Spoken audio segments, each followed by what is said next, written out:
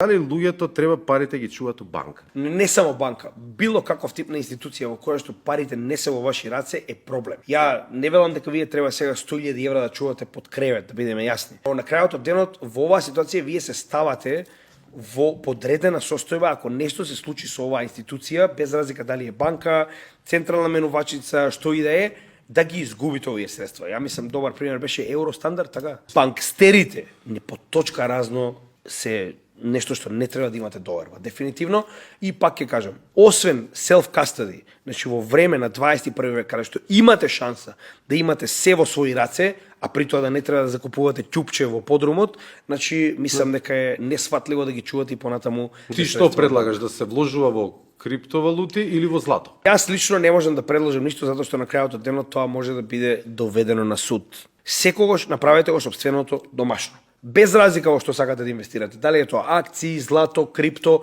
без да го проучите овој сектор, да знаете во што влегувате. Никогаш не смеете да одвоите ниту денар.